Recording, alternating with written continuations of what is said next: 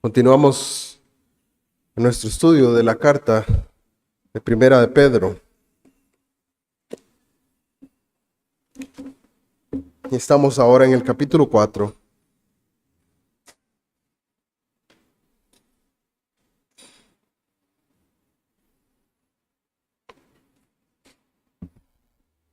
Hemos estado estudiando esta carta durante algún tiempo ya, aunque no tan continuamente como quisiéramos. Hemos podido avanzar y ahora estamos en los versículos del 7 al 11. Vamos a leer en esta tarde.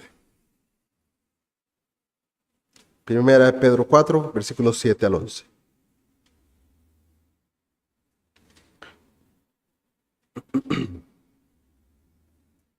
Dice así: Mas el fin de todas las cosas se acerca. Sed pues sobrios y velad en oración, y ante todo tened entre vosotros ferviente amor, porque el amor cubrirá multitud de pecados. Hospedados los unos a los otros sin murmuraciones. Cada uno según el don que ha recibido, ministrelo a los otros, como buenos administradores de la multiforme gracia de Dios. Si alguno habla, hable conforme a las palabras de Dios. Si alguno ministra, ministre conforme al poder que Dios da, para que en todo sea Dios glorificado por Jesucristo, a quien pertenecen la gloria y el imperio por los siglos de los siglos. Amén. Hemos estado estudiando esta carta y hemos visto que Pedro, el apóstol Pedro, ha dirigido esta carta a los expatriados en la dispersión, particularmente un grupo de personas que se encontraban en la región de Asia Menor. Menciona el puro inicio en el primer versículo diferentes regiones, pueblos o áreas de aquella región.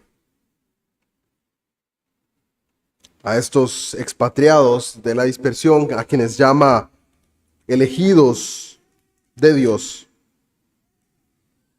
es a quienes ha dirigido toda esta carta. Nuestro estudio en la semana anterior, fuimos a través de los primeros versículos del capítulo 4, del 1 al 6, y vimos que en este capítulo el apóstol Pedro trata de hacer un llamado a vivir conforme a la voluntad de Dios. Este vivir conforme a la voluntad de Dios significa muchas veces no hacer, dejar de hacer cosas.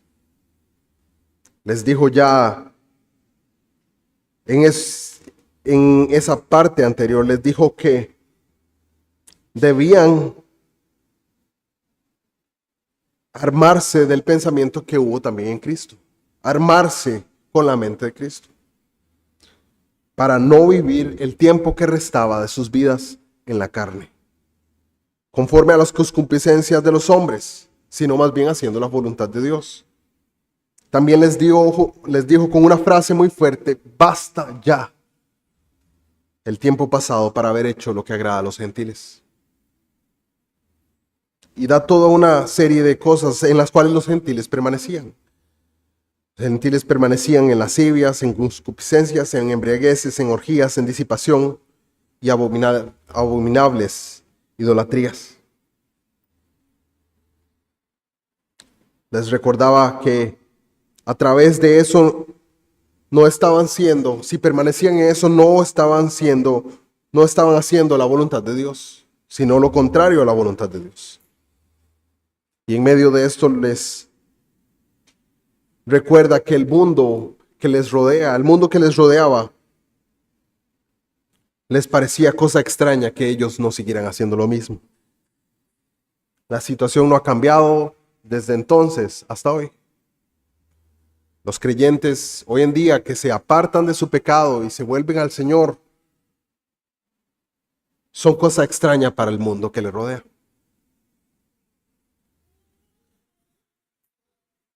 En medio de eso les recuerda a cada uno de ellos que darán cuenta al Señor.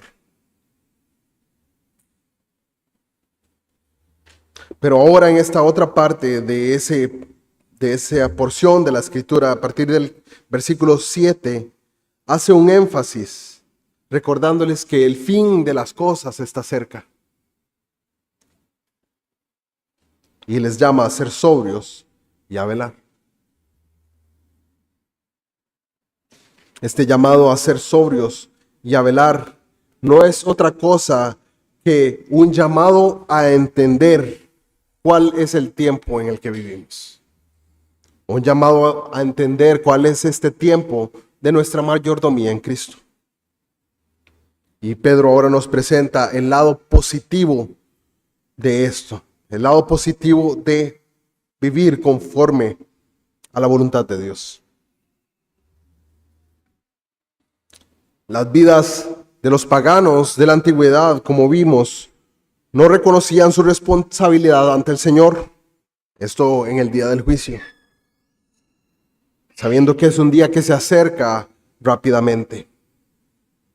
Eso es exactamente lo que los cristianos sí hacen. Ellos reconocen que el fin de todas las cosas está cerca.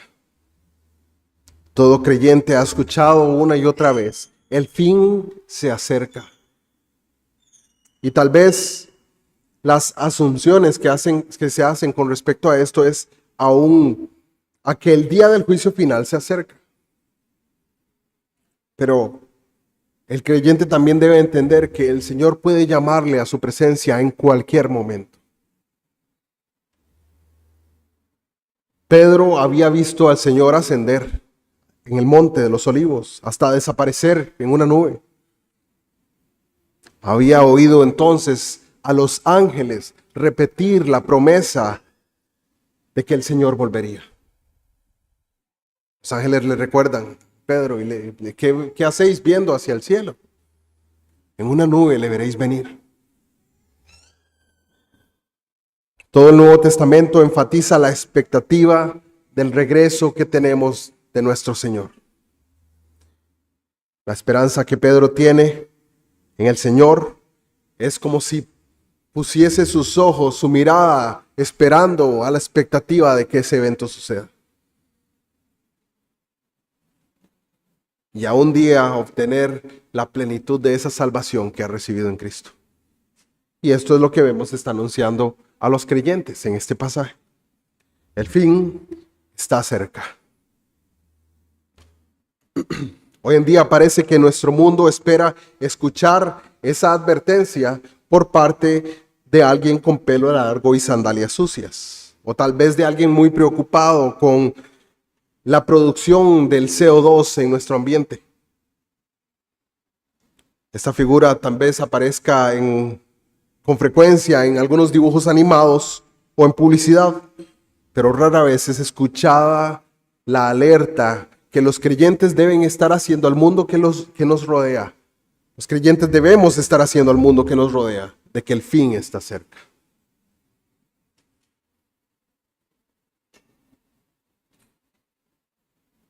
Constantemente les predicamos del Evangelio del Señor Jesucristo, de la salvación que hay a través de Él, del arrepentimiento de obras muertas, pero pocas veces les recordamos que el fin de todas las cosas está cerca.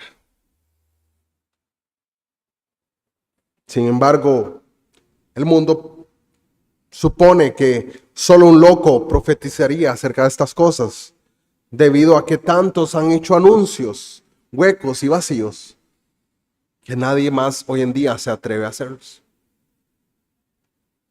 Qué diferente es la expectativa del cristiano de que el fin está cerca.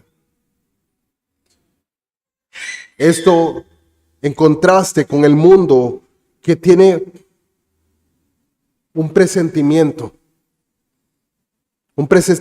de que la aniquilación nuclear es lo que va a venir pronto. Escuchamos de guerras y de rumores de guerras a nuestro alrededor. El cristiano busca al Señor, quien traerá juicio, justicia y por ende la maravilla de una nueva creación. Como vimos en la escuela dominical, el día final. El comprender las cosas de esta manera aporta sobriedad al uso que el cristiano hace de su tiempo. En esta breve carta, Pedro ha exhortado a los creyentes varias veces a ser sobrios. Lo hizo en el capítulo 1, versículo 13, donde les dice: por tanto, ceñid los lomos de vuestro entendimiento, sed sobrios y esperad por completo en la gracia que se os traerá cuando Jesucristo sea manifestado. En nuestro pasaje de hoy lo dice en este versículo 7. Mas el fin de todas las cosas se acerca. Sed pues sobrios y velad en oración. Pero también lo hará de otra manera en el capítulo 5 y el versículo 8, donde les dirá: sed sobrios y velad, porque vuestro adversario, el diablo, como león rugiente, anda alrededor buscando a quien devorar.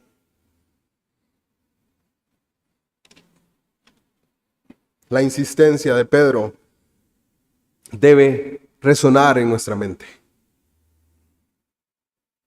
Claro, podemos ver que esto incluye la sobriedad literal. Esto en contraste con la embriaguez. De hecho, uno de los llamados a los ministros del Evangelio es a no ser dados al vino. Por ende, no solamente a los ministros del Evangelio, sino a todo creyente que avance en la madurez espiritual. Pero también, de alguna manera, nos indica la actitud mental que es opuesta al estupor, a la ilusión que la borrachera da, a vivir con nuestra mente divagando en cosas que no aprovechan. La sobriedad, por ende, significa esperar atentamente el regreso del Señor. Vivir con una dosis de realismo, no de fábulas artificiales, sino con una expectativa verdadera. Estar alertas describe la sabiduría práctica que proviene del conocimiento del Señor. En el uso griego, este término de estar alertas, de estar sobrios, es contrastado con el de la manía. La manía es la característica que se da de aquel hombre endemoniado que es sanado por Jesús. Vamos a Lucas capítulo 8.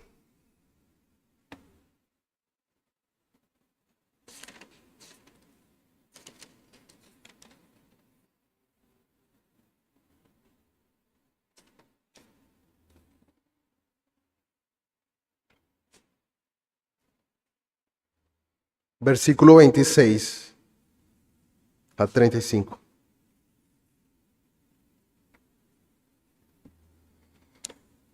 Y arribaron a la tierra de los Gadarenos, que está en la ribera opuesta a Galilea. Al llegar él a tierra, vino a su encuentro un hombre de la ciudad endemoniado desde hacía mucho tiempo, y no vestía ropa, ni moraba en casa, sino en los sepulcros. Este, al ver a Jesús, lanzó un gran grito y postrándose a sus pies, exclamó a gran voz: ¿qué tienes conmigo, Jesús, Hijo del Dios Altísimo? Te ruego que no me atormentes, porque mandaba al espíritu inmundo que saliese del hombre, pues hacía mucho tiempo que se había apoderado de él, y le ataban con cadenas y grillos, pero rompiendo las cadenas era impedido por el demonio a los desiertos. Era impelido por el demonio a los desiertos. Y le preguntó Jesús diciendo: ¿cómo te llamas? Y él le dijo: Legión, porque muchos demonios habían entrado en él. Le rogaban que no los mandase ir al abismo. Había allí un hato de muchos cerdos que pacían en el monte, y le rogaron que los dejase entrar en ellos, y les dio permiso. Los demonios salidos del hombre entraron en los cerdos, y el hato se precipitó por un despeñadero al lago y se ahogó. Los que apacentaban los cerdos, cuando vieron lo que había acontecido, huyeron, y yendo, dieron aviso en la ciudad y por los campos. Salieron a ver lo que había sucedido y vinieron a Jesús, y hallaron al hombre de quien habían salido los demonios, sentado y a los pies de Jesús, vestido y en su cabal juicio, y tuvieron miedo. Es importante ver que en este aspecto, en el principio, cuando se nos habla de este endemoniado, se utiliza el contraste de la palabra sobriedad. Él estaba maniado.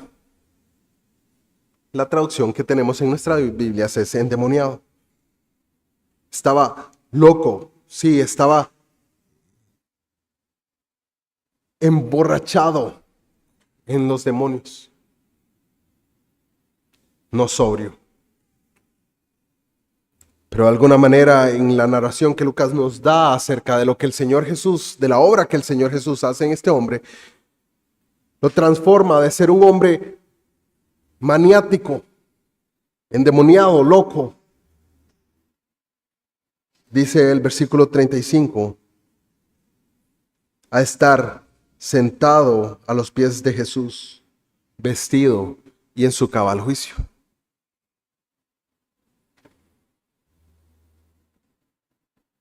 Este hombre pasó de encontrarse en la peor de las condiciones mentalmente posible para un hombre. Pero una vez que el Señor Jesucristo hizo su obra en él, se encontró sobrio y en su sano juicio. La preocupación por la segunda venida, particularmente por parte de aquellos que han fijado una fecha para ella, aquellos que han dicho, en tal fecha será la venida del Señor.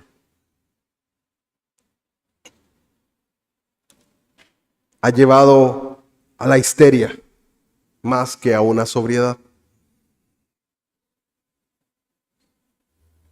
Ante el fin inminente de todas las cosas, la comunidad cristiana no debe ceder ante el frenesí escatológico.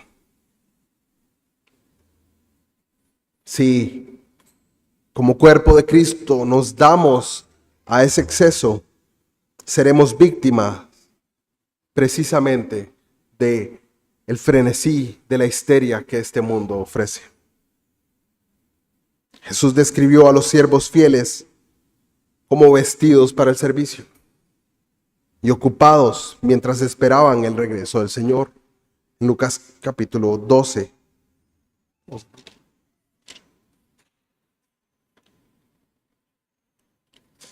Versículo 35.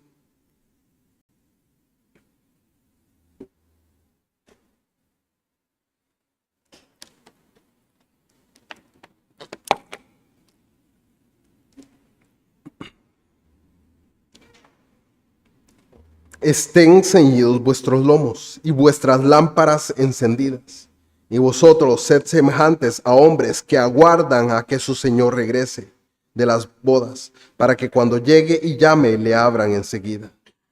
Bienaventurados aquellos siervos a los cuales su Señor, cuando venga, halle velando. De cierto os digo que se ceñirá y hará que se sienten a la mesa y vendrá a servirles. Esta es la imagen que el Señor mismo nos narra en una de estas parábolas que Él está dirigiendo hacia sus discípulos. La sobriedad y la mente clara tienen un valor muy importante por encima de otras cosas. Esta sobriedad que el Señor declara aquí es la que Pedro está anunciando a los creyentes en este pasaje. Les dice, el fin de todas las cosas está cerca, pero no se vuelvan locos, no corran histéricamente, no se desesperen, sino sean sobrios y velen en oración.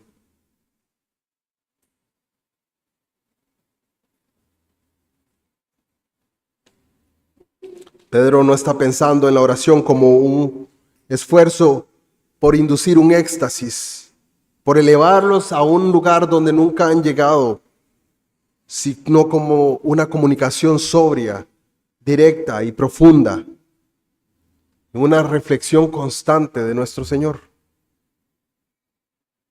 Toda su carta nos señala la profundidad y la gloria de la comunión que hay con Cristo.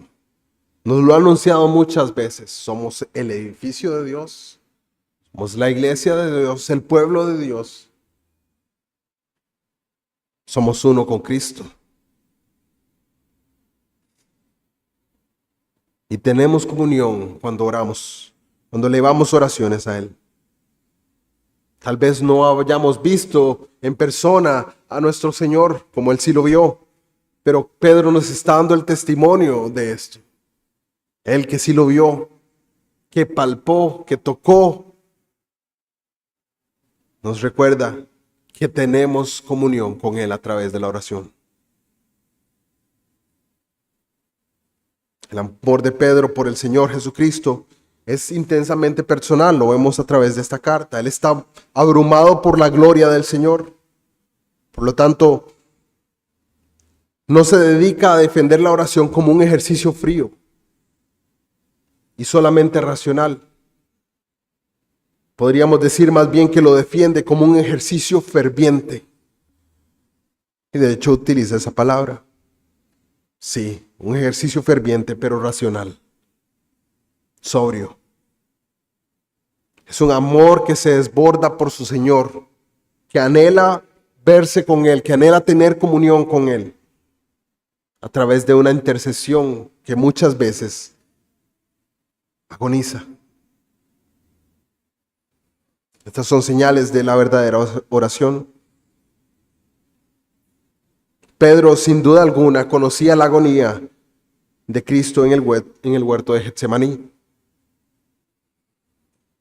Esa oración que Pedro experimentó conocía la lucha de la agonía, pero también conocía el deleite de la comunión con Dios. Cuando se busca al Señor de esta manera,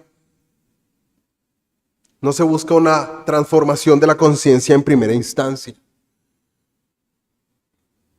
Ninguno de nosotros debería estar orando para que en primera instancia el Señor cambie nuestras vidas. Deberíamos estar orando para tener alguna comunión con el Señor. Y a través de esa comunión el Señor ha prometido transformar nuestras vidas, santificarnos, hacernos permanecer en su palabra, tener luz de ella. Esto ocurre porque muchas veces nos enfocamos en la oración con respecto al resultado que queremos de ella, sin entender que todos los resultados que recibamos de la oración y de nuestras peticiones vienen solamente a través de Cristo y de la comunión con Él.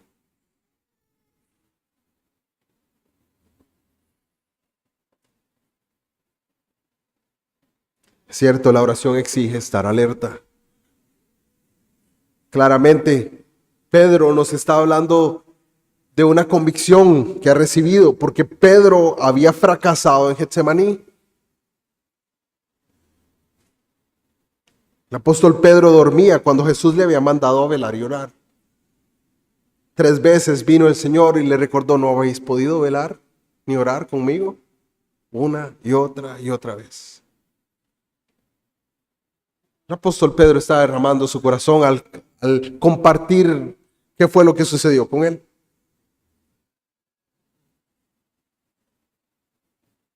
Y así aún él continúa hablando del amor ferviente que debemos mostrar a los demás y este servicio de amor que debemos tener. La oración reflexiva y ferviente buscará la bendición de Dios para aquellos a quienes amamos y servimos.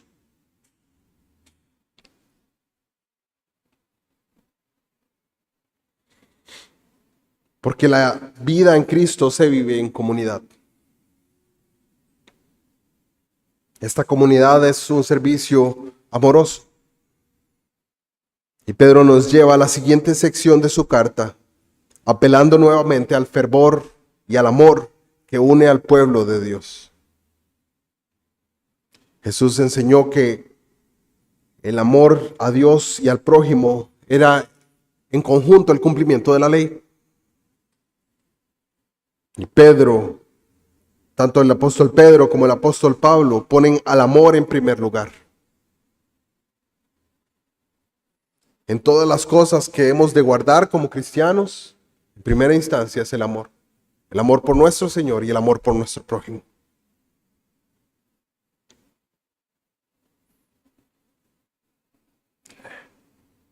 Suena repetitivo el que diga en este momento, el que los cristianos deben amarse los unos a otros. Ya lo hemos visto o leído en la palabra un sinnúmero de veces. Pero también no solamente nos dice que debemos amarnos los unos a los otros y debemos mostrar amor los unos por los otros. En ese mismo versículo 8 dice, ante todo, tened entre vosotros ferviente amor. Y nos da un propósito. Porque el amor cubrirá multitud de pecados. La palabra que es traducida aquí como ferviente también puede significar constante. Mantener el amor constante podría ser una buena traducción de este pasaje, de esta frase. Pero ferviente no es sinónimo de efervescente. La palabra más bien describe algo que se extiende, que se estira, que es duradero, que permanece. Ferviente amor. ¿Y por qué digo que no es sinónimo de efervescente?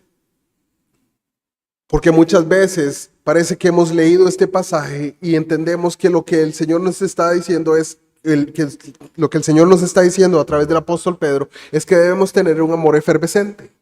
Efervescente como las pastillas que echamos en el agua y hace todas las burbujas en un momento, pero luego se quieta y se apaga y ya quedó. No, el amor de los santos debe seguir extendiéndose. Y debe seguir extendiéndose tanto en profundidad, en cercanía, como en perseverancia. El apóstol Pablo nos llama a ser capaces de comprender con todos los santos cuál es la anchura, la longitud, la altura, la profundidad y conocer el amor de Cristo que sobrepasa el conocimiento.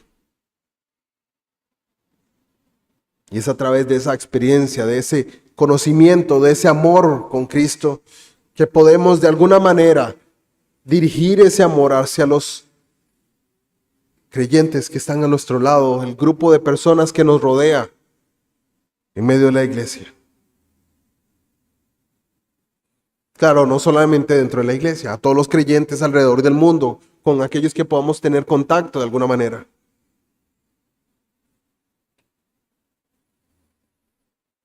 Es claramente el alcance del amor de Dios, la magnitud del amor de Dios, lo que amplía nuestro amor. Ciertamente amamos porque Él nos amó primero. Nuestro amor debe estar encendido, debe obtener de Cristo, obtener de Dios el combustible que fortalece nuestro amor. Este amor se fortalece solamente a través del ejercicio. Pero no del ejercicio físico, sino del ejercicio de amor unos por otros.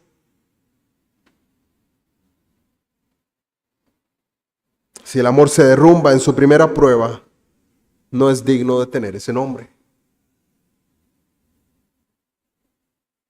Pablo nos ha dicho, el apóstol Pablo nos ha dicho, que el amor nunca deja de ser.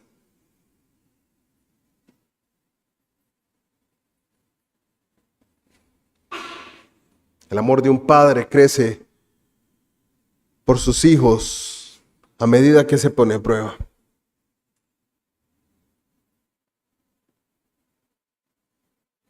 Un comentarista agrega y dice que un niño pequeño te pisa los pies y un adolescente te pisa el corazón. Los niños en proceso de crecimiento a su vez pueden crecer en el amor por sus padres. Como adultos perciben las faltas y los pecados de sus padres y madres en una nueva perspectiva. Pero su amor es probado y crece. Normalmente, como niños, amamos a nuestros padres y los vemos con admiración. Como adolescentes, tenemos nuestros encontronazos con ellos. Pero conforme envejecemos, vamos creciendo, vamos viendo la magnitud del amor que tuvieron para con nosotros.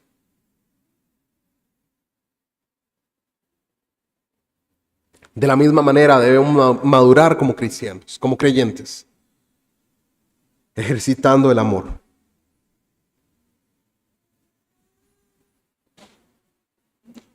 No estamos amando a los demás si nos deleitamos en encontrar y exponer sus faltas y pecados. Más bien, Pedro nos dice que el amor cubrirá multitud de pecados. Pedro está reflejando el lenguaje de Proverbios, capítulo 10, versículo 12, donde nos dice que el odio suscita rencillas, pero el amor cubre todas las transgresiones. A menos que el amor pueda alcanzar el perdón de muchos pecados, no servirá de nada entre nosotros, los pecadores.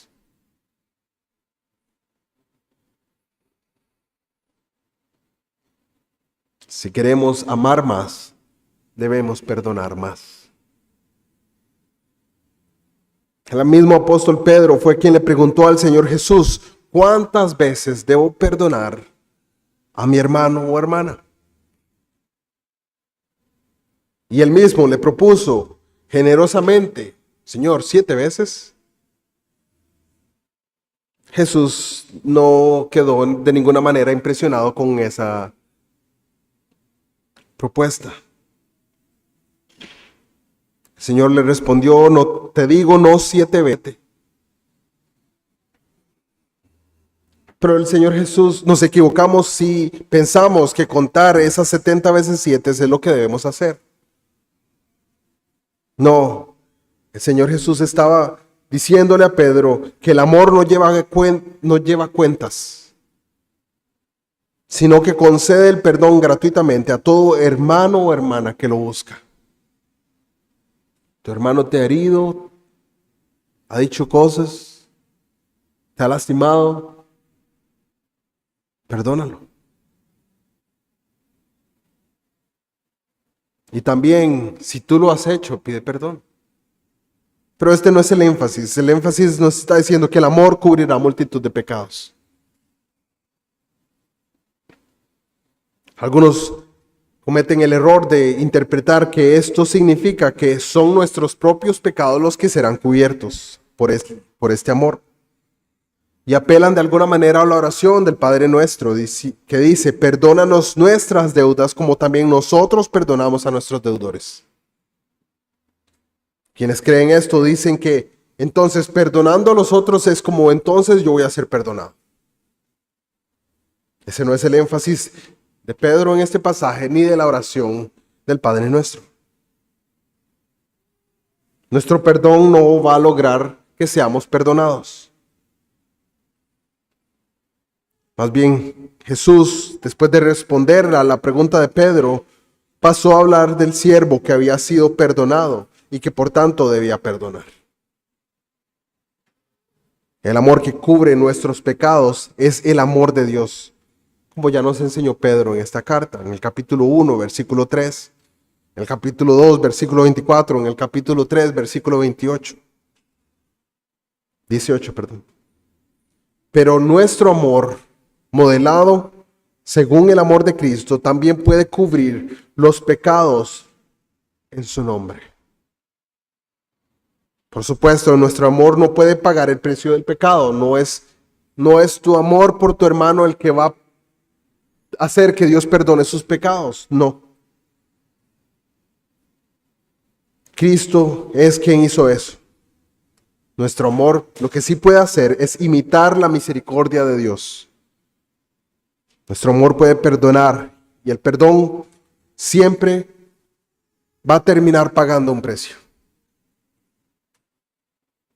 Normalmente ese precio que el perdón paga es nuestro orgullo.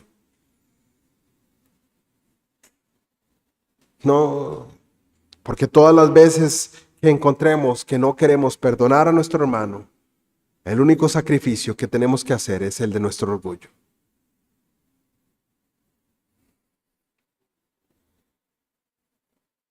No debemos felicitarnos por perdonar a los demás, mucho menos por tolerarlos, como dicen algunos. No, yo lo tolero. Ese no es el mandamiento que se nos ha dado. se nos ha mandado a amarnos los unos a los otros. Pero nos recuerda que el amor debe ir más allá.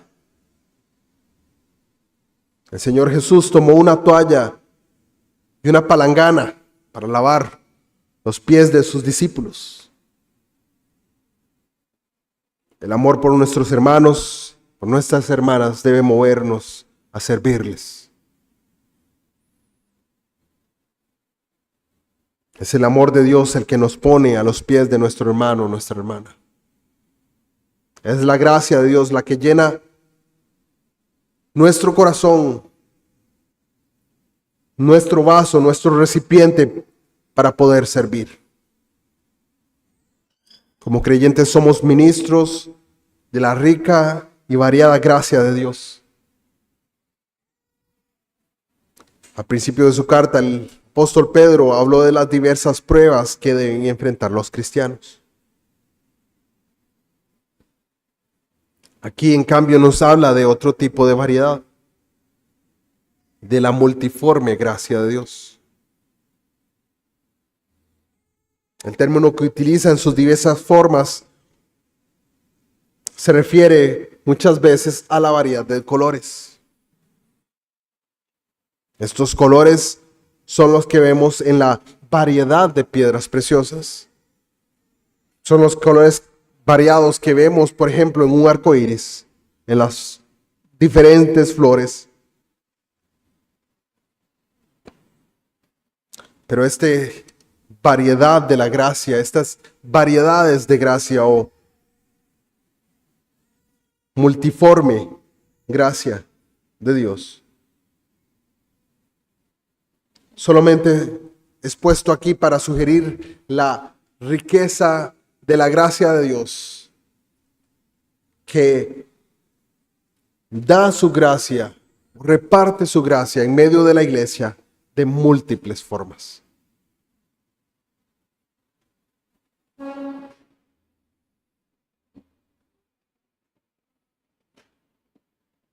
Como creyentes debemos respetar la variedad de dones que Dios ha concedido a nuestros hermanos. Sin duda podemos hablar de algunos como espirituales, en el sentido de que se les ha concedido de manera más evidente un alcance más allá de lo natural, de cualquier habilidad que un hombre, mujer pueda tener.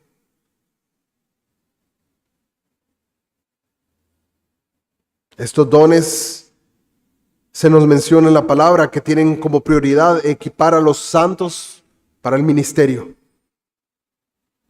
Sin embargo, no debemos de olvidar que el Espíritu de Dios es el Espíritu creador, que el Espíritu Santo nos renueva a la imagen de Cristo. Y cada don que es nuestro por la creación ha sido tocado por el Espíritu Santo en nuestra recreación. Sí, tal vez usted tiene el don de hacer comida. Gloria a Dios por ese don. Es un don ordinario, pero es un don maravilloso cuando usted ha nacido de nuevo y lo pone al servicio de los hermanos.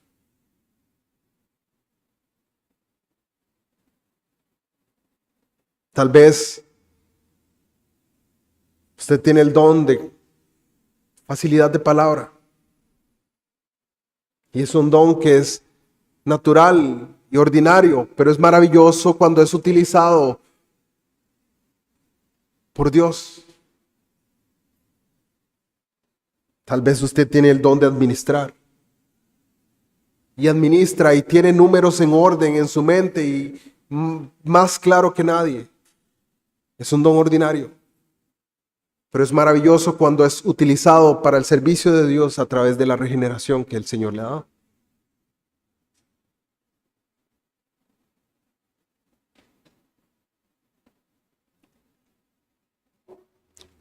Pedro, a diferencia de Pablo, no hace una enumeración de todos los dones en este caso. No hace una enumeración de las muchas y variadas formas de la gracia de Dios. En este caso, el apóstol Pedro solo menciona dos amplias categorías. Dice, cada uno según el don que ha recibido, ministrelo a los otros, como buenos administradores de la multiforme gracia de Dios. Si alguno habla, hable conforme a las palabras de Dios. Si alguno ministra, ministre conforme al poder que Dios da, para que en todo sea Dios glorificado por Jesucristo. Solo nos da dos categorías: hablar y ministrar.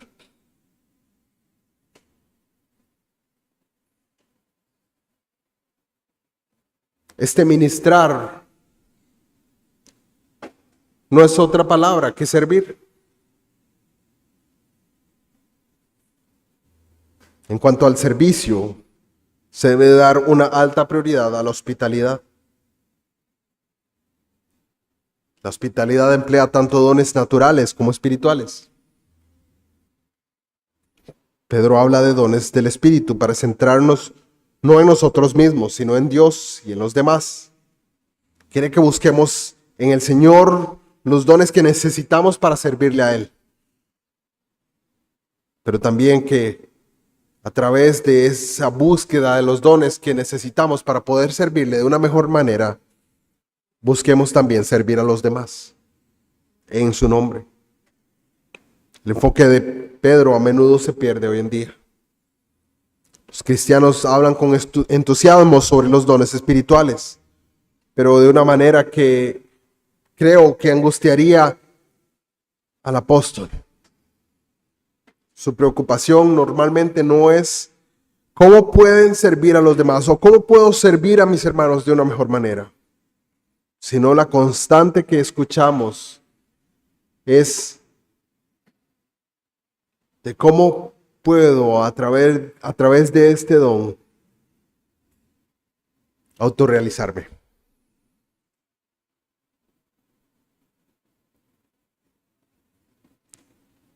Los dones dados por Dios a su iglesia son para el crecimiento de su iglesia, para la gloria del Señor. No son para ganar posiciones, no son para ganar ventajas o favores,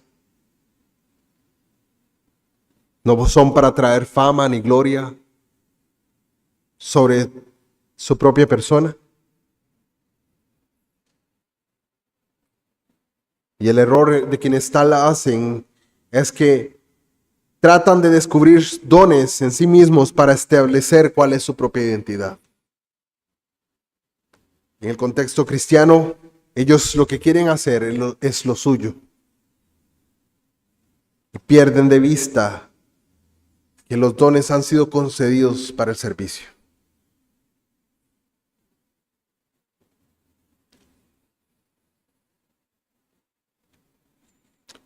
Pedro no teme que los cristianos pierdan su llamado si no pueden encontrar su don clasificado en las Escrituras. De hecho, la rica variedad de los dones de la gracia de Dios hace imposible una clasificación precisa. Cierto que el apóstol Pablo menciona una gran cantidad de dones en medio de sus listas que hace con respecto a ellos. El apóstol Pedro no ha hecho tal. Pero ninguna de esas listas es exhaustiva. Ninguna de las listas de dones que encontramos en el Nuevo Testamento es exhaustiva. No debería estar buscando su don en la Biblia y diciendo, oh, este es mi don. Este es el que tengo. Gloria a Dios si es así. Pero ese no es el énfasis. El énfasis es a que a través de esa comunión con Dios, de ese acercamiento a Dios en oración, usted pueda entender cuáles son los dones que ha recibido de Él y cómo puede usarlos en el servicio del Señor.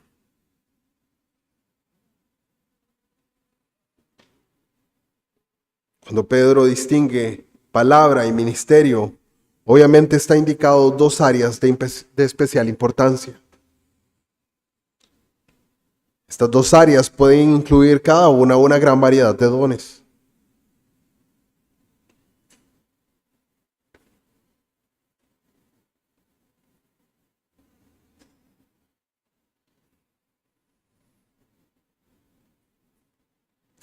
Jesús llamó a Pedro roca y le concedió dones espirituales para convertirse en una roca en la compañía apostólica. Así también su llamado nombra a cada creyente y otorga los dones espirituales que equipan a cada individuo para servir a Dios y a otras personas. Esto en el contexto de la iglesia, que es donde podemos poner en práctica los dones. El don o los dones que cada creyente tiene, porque los ha recibido de Dios, determina su función al servir al Señor.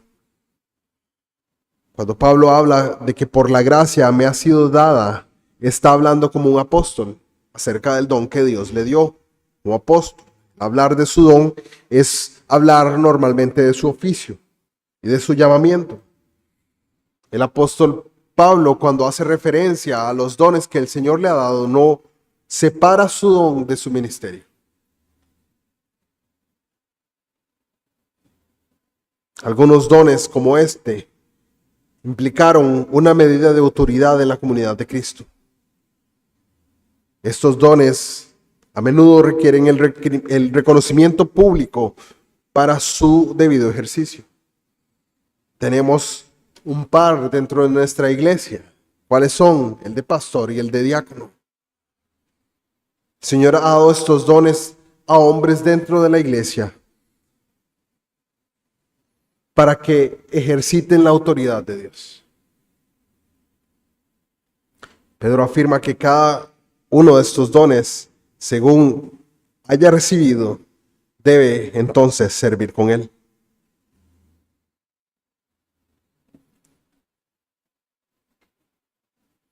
Hermanos, los dones que el Señor ha otorgado a cada uno de ustedes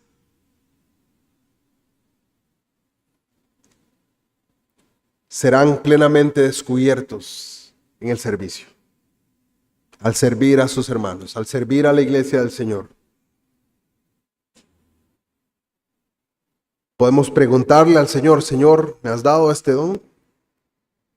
Pero la confirmación de ese don vendrá en la ejecución del mismo.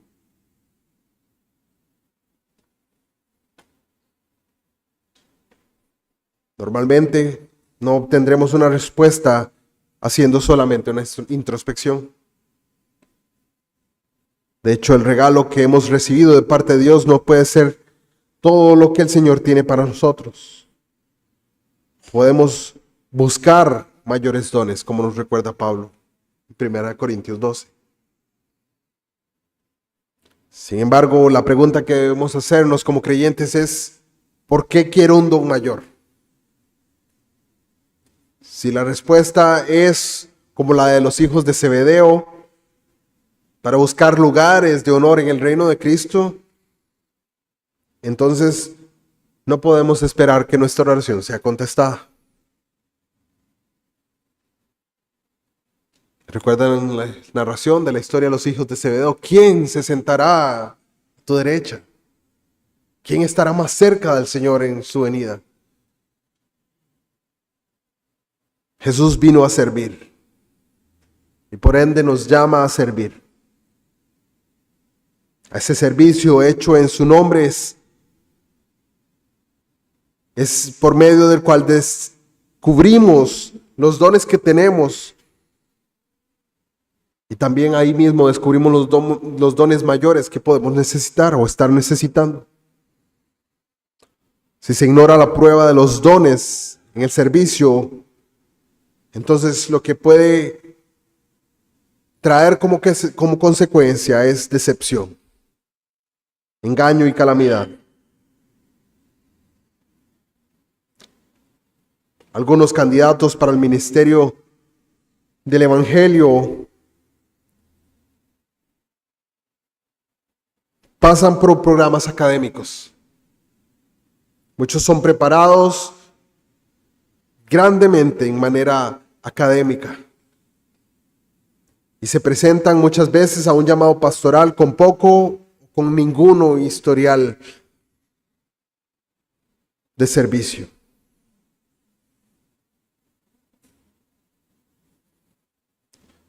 No es nuestro caso particular. Como país, la gran mayoría de pastores, de iglesias sanas, han sido probados en el servicio.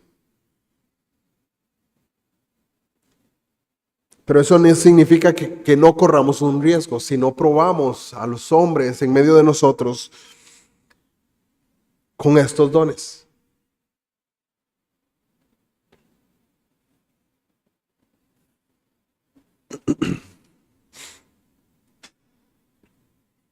Un comentarista menciona a William Carey como ejemplo. Y dice, William Carey fue a la India, impulsado por su visión misionera, pero había demostrado sus dotes como lingüista al dominar el latín, el griego, el hebreo, el holandés y el francés. Y había demostrado sus dotes pastorales al cuidar de una pequeña iglesia. Sus dotes como estadista misionero y educador se vieron evidentes al llevar adelante su propio desafío. Y decía William Carey, espera grandes cosas de Dios e intenta grandes cosas para Dios. Es en el servicio, es a través de la prueba de constante servir al Señor y a su pueblo, que los dones que el Señor ha dado a cada uno de nosotros serán pulidos, lijados, embellecidos, transformados. Y una vez cumplirán con el proceso de maduración de estos dones.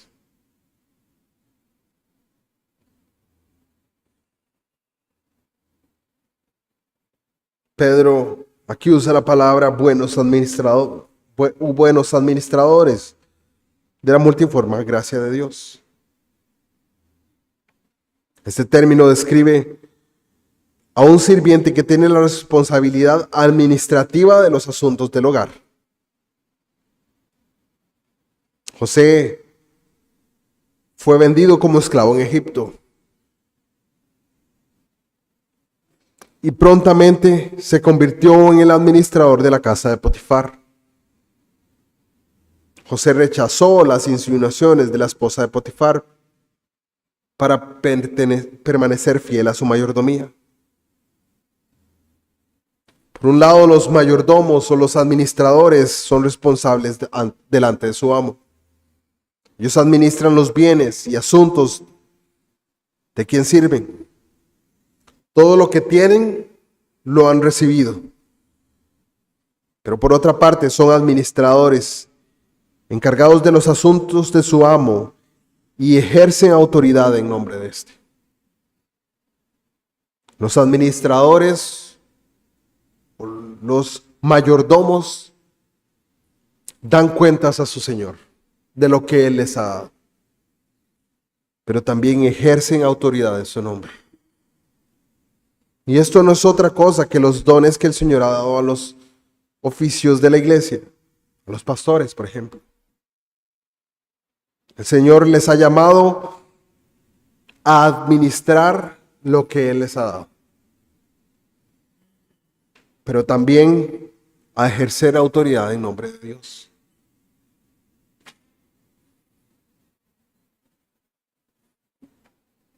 Es posible que Pedro tenga en vista, cuando está mencionando esto, a los ancianos y diáconos de la iglesia, porque de alguna manera es con lo que continuará cuando vayamos al capítulo siguiente.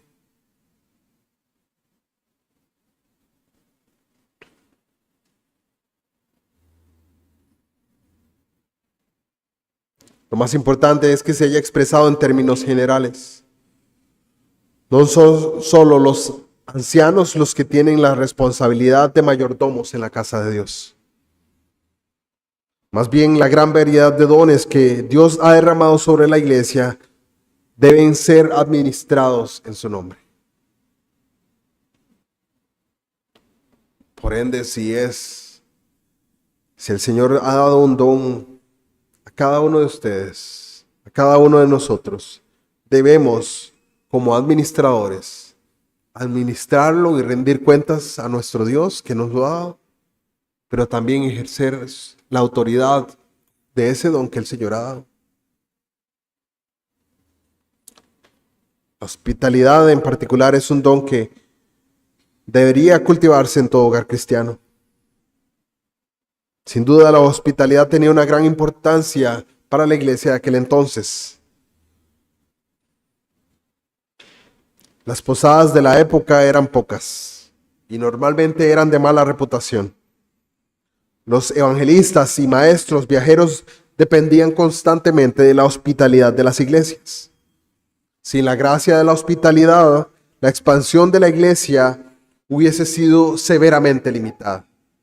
La iglesia se expandió en el tiempo del apóstol Pedro porque muchos estuvieron dispuestos a albergarlos. Muchos estuvieron dispuestos a refugiar a estos hombres que no traían otra cosa que la palabra de Dios en sus bocas.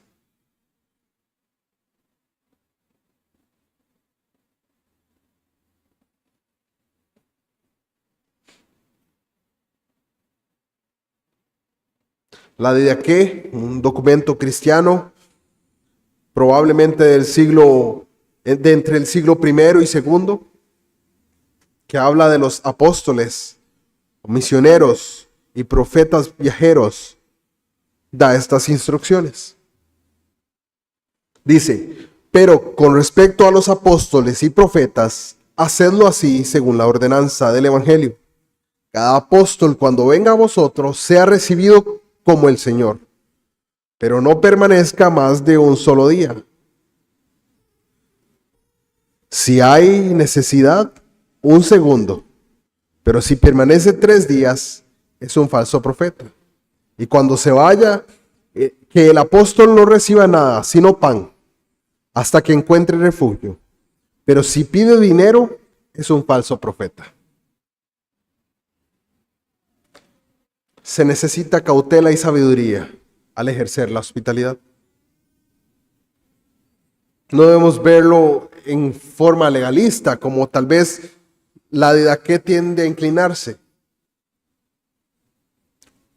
El apóstol Juan elogia a Gayo por su hospitalidad hacia los creyentes que eran extraños para él y que viajaban por causa del nombre de Cristo, en la tercera carta de Juan.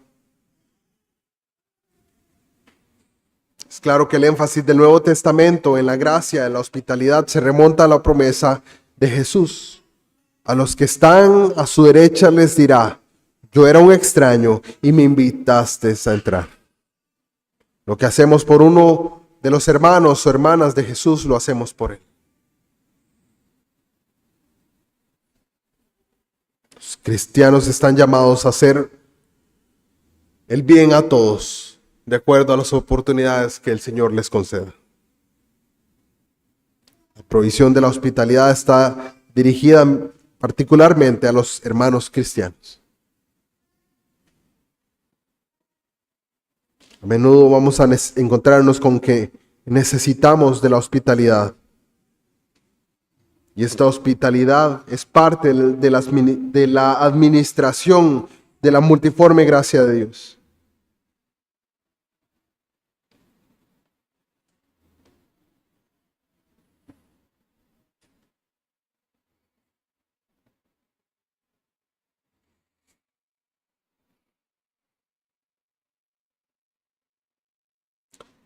Vemos en esta carta que el apóstol nos manda a mantener constante el amor los unos por los otros. Cuando Cristo venga, Él reconocerá que somos sus discípulos si nos amamos los unos a los otros. El mundo que nos rodea también reconocerá que somos discípulos de Cristo si nos amamos los unos a los otros. Si hay una falta de amor o de afecto cristiano, cuando el Señor venga, Él dirá de inmediato que no has logrado el objetivo principal de ser su discípulo.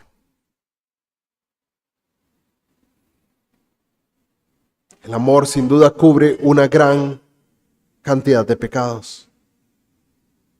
No tus propios pecados, sino los pecados de tus hermanos, de tus amigos. No solamente para que no los veas, pero también para que no sean juzgados ni por el mundo ni por la iglesia en sus peores momentos de debilidad. De hecho, el llamado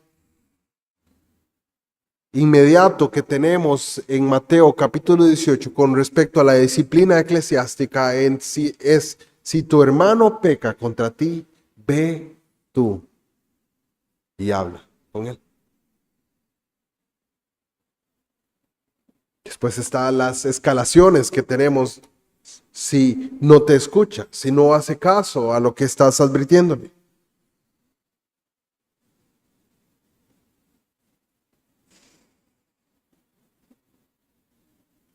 Cuando el amor es aplicado en la oración y cuando además de la oración amablemente advertimos a un amigo amado, sucede a menudo que el verdadero amor cristiano previene una multitud de pecados. Si vemos a nuestro hermano o amigo pecando, nuestro llamado es advertirle, amarlos de esta manera. El apóstol no quiere decir que amando a otra persona cubriré mi propio pecado, ni tampoco que el ejercicio de la gracia, del amor, puede cubrir mi pecado. Pero si tengo mucho amor por los demás, puedo ser el instrumento en la mano de Dios para cubrir muchos de sus pecados.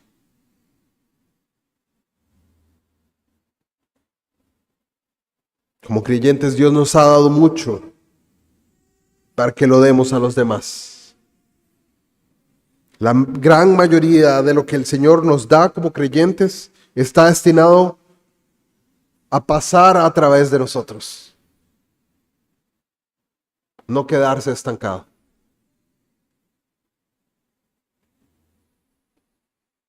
Si un mayordomo o un administrador recibiera bienes de su señor y los guarda para sí, sería un mayordomo infiel. Mi hermano o hermana, procura cumplir fielmente con tu responsabilidad como uno de los buenos administradores de la multiforme gracia de Dios. Un día llegará el último día. No consideremos que el tiempo está lejano, porque Pedro nos advierte y nos dice que más el fin de todas las cosas se acerca. Y añade: sed pues sobrios y velad en oración. El Señor no retarda su promesa, según algunos la tienen por tardanza, sino que es paciente para con nosotros, no queriendo que ninguno perezca, sino que todos procedan al arrepentimiento.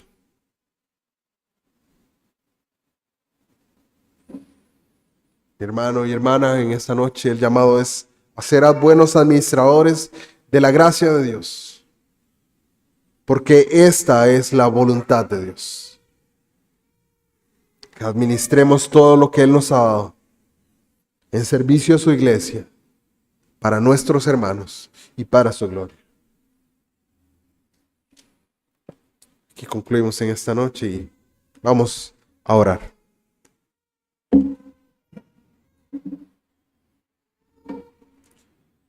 Señor y Dios de gracia, damos gracias una vez más por tu palabra, por la oportunidad que nos has dado de venir a ella en humildad, en debilidad. Concédenos que tu gracia abunde en medio de nosotros, a través de los dones que tú has dado a tu iglesia. Permítenos permanecer en tu amor, amándonos los unos a los otros, cubriendo multitud de pecados, evitando multitud de pecados. Señor, permite que en esta noche, esta palabra que hemos escuchado, toque nuestras mentes y corazones, y que pongamos por obra aquello que hemos sido alertados, aquello que hemos sido exhortados, aquello que hemos sido enviados por parte tuya, oh Dios. Trae tú a tu pueblo la convicción de vivir de manera que glorifiquemos tu nombre. Sea el nombre de nuestro Señor Jesucristo bendito. Amén.